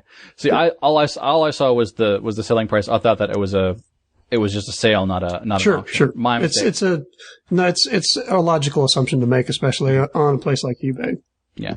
Well, here I'm going to send you this link, but it's a Apple II GS Woz Edition monitor floppy hard drive games, and it's got dozens of pictures, and the starting bid was $10. Sweet. I was like, that's pretty great. You know, Yep. you're not just gonna, you're not thinking you're gonna retire from this thing. He might still, but it's a great lot, and it's sort of an instant collection for somebody. There's two different kinds of sellers on eBay, obviously. Right. Yep, and it's nice to know that there are still a few good deals to be had, or at least to be discovered out there if you want to spend the time looking for them. So, Charles, I understand that your wife is becoming a little less understanding at this hour. She is, and my daughter, who is 5 months old, is teething. And so she has probably had they have probably had just about enough of each other. So I will, I may just need to sign off here. I think we've had our fill of you as well. It's time to let somebody else get a shot. Well, it's been great having you on the show, Charles. This is a nice follow-up to KansasFest, and I hope that we can keep the communication lines open as you continue to work on these products. I hope you'll keep us in the loop about what's coming down the pipeline. Absolutely. You're the first, you'll be the first to hear when I have a working prototype and, have had it tested and, blown up a couple more CPUs.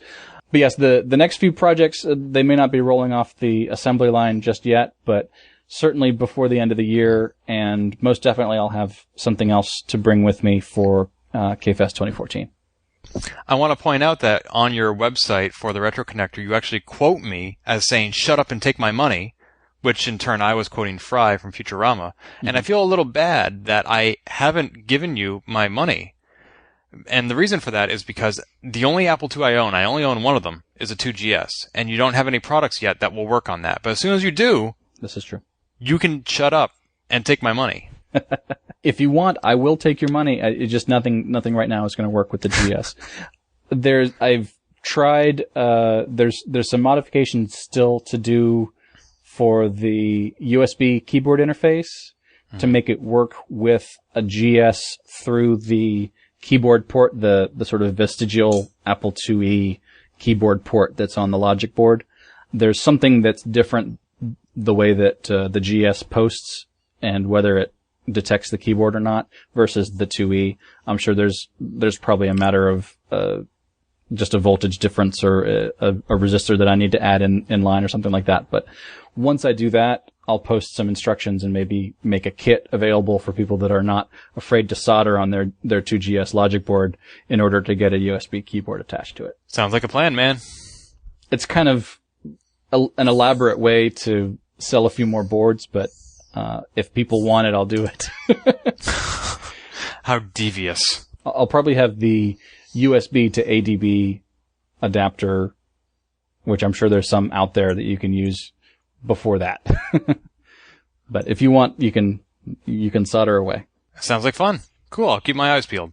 All right. Well, thanks for being on the show, Charles, of Option 8. We appreciate it. And where can we find you online? The easiest place to find me is mentalhygiene.com. Excellent. And you're on Twitter, sir? I'm on Twitter at Option 8. That's the number 8? Yes, OPTION and the number 8.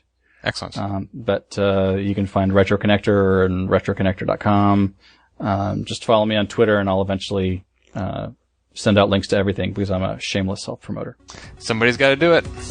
All right. Well, thank you, man. And we will see you around, and I hope at KansasFest 2014. Thank you. And if you ever need a seat warmer again, I'll be glad to join in. We'll keep that in mind. Thanks, man. Thank you.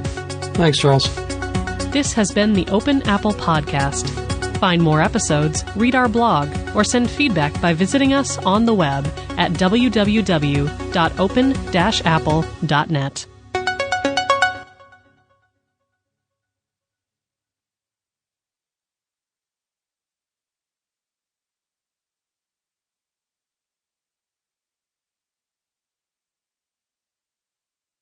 Yeah, I made a George and Lenny reference to a friend of mine the other day, and she didn't get it. I'm like, "Don't you know of Mice and Men?" And she said, "I never saw the movie." No. I'm like, "It's John Steinbeck. It's a book. Pick one up someday." Hello again. Hi. I never realized that George and Lenny was from Of Mice and Men. Did you think it was Bugs Bunny? Honestly, that's where I first encountered it. Hang up on him right now, Ken. Was Bugs Bunny. And then of course, much later, because I was 9 or whatever, when I was watching Bugs Bunny, it was much later that I actually saw the movie and read the book and, and then, I went back and watched the Bugs Bunny cartoons again and realized how terribly racist they are and, kind of despised myself for liking them. But I love the cartoons. It's Bugs Bunny blowing stuff up. There's a lot of those kind of things that I didn't discover until I was an adult that I was totally missing the reference. And sometimes, Charles, I think you still are.